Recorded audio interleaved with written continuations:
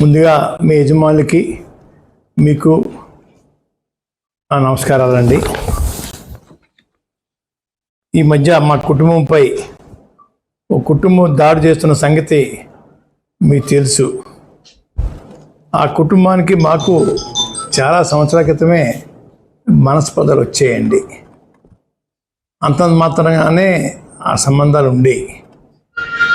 గత సంవత్సరం నుంచి పూర్తిగా దూరం అయిపోయామండి. రాకపోకలు పూర్తిగా స్తంభించిపోయాయండి. అయ్యా, మమ్మల్ని నిత్యం టార్గెట్ చేస్తూ ఉన్నారు. బిందులు నిండిపోతున్నాయండి. ఆ కళ్ళ నీళ్ళు వాళ్ళు ఏడుస్తూ ఉంటున్నారు, నిత్యం ఏడుస్తూనే ఉంటున్నారు. మా అబ్బాయి గిరి ఎదుగుదల గురించి నిత్యం ఏడుతూనే ఉంటున్నారు. అయ్యా, వరలా పోతున్నారు, రగిలిపోతున్నారండి. అయ్యా, వాళ్ళకి వచ్చే పోయే కాలం ఏంటో తెలియదు. నా కొడుకు రాజకీయంగా పైకి వచ్చి తప్ప ఏమన్నా వారిని ఏమైనా డబ్బులు అడిగామా,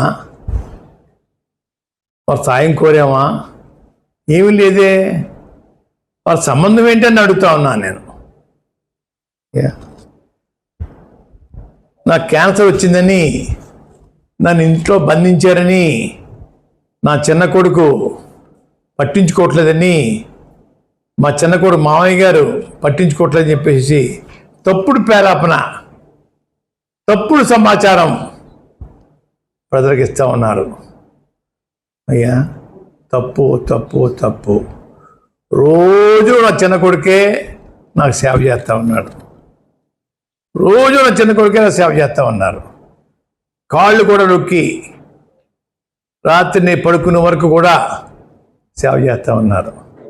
అయ్యా, మాకు నా కొడుక్కి నాకు మనస్పర్ధ పెంచి దూరం చేస్తే వాళ్ళ గర్భకు వస్తానమ్మని చెప్పి అనుకుంటున్నారండి. చస్తే ఈ జన్మ కదా ఎన్ని జన్మలు ఎత్తినా కూడా గుమ్మం ఎక్కను. ఆ గుమ్మం ఎక్కడం కోసం నాకు, నా కొడుక్కి, మా వీంకుడు శివాజీ గారికి మనస్పర్ధ పెంచడానికి ప్రయత్నం చేస్తూ ఉన్నారు. అది ఆపండి, తప్పు. ఇటువంటి కుళ్ళు రాజకీయాలు, కుళ్ళు మనస్తత్వాలతోటి ఎంతకాలం జీవిస్తారని అడుగుతా ఉన్నా నేను. మీకు నాకు సంబంధం ఏంటి?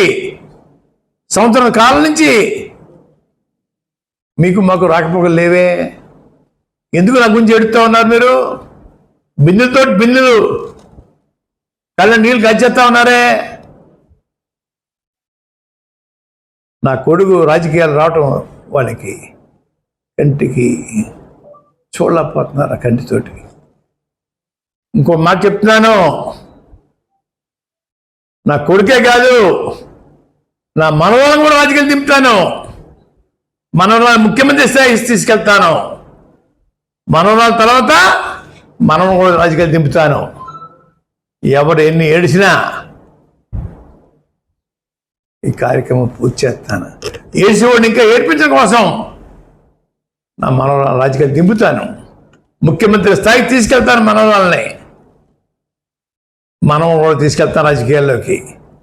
వదిలిపెట్టను. ఎవడో ఏడుతున్నారని చెప్పేసి వదిలేస్తాను రాజకీయాలు నేను. వీళ్ళకి నాకు సంబంధం ఏంటి? అయ్యా, గుర్తుపెట్టుకోండి, జాగ్రత్త. పిచ్చిగా వాక్కండి, పిచ్చిగా తప్పుడు సమాచారం ప్రజలకు ఇవ్వకండి. ఈ అమ్మాయి మాంగారికి క్యాన్సర్ వచ్చింది. 3 నెలలు నేను రాజమండ్రి హాస్పిటల్ రోజు వెళ్ళి వైద్యం చేయించాను. ఈ అమ్మాయి 3 వారానికి 10 రోజులు వచ్చి కూడా చూడడానికి అలో అంతే. వీళ్ళు సేవ చేశారట తల్లికి. నా కొడుకు 24 గంటలు సేవ చేస్తుంటే ఏడుతూ ఉన్నారు వీళ్ళు.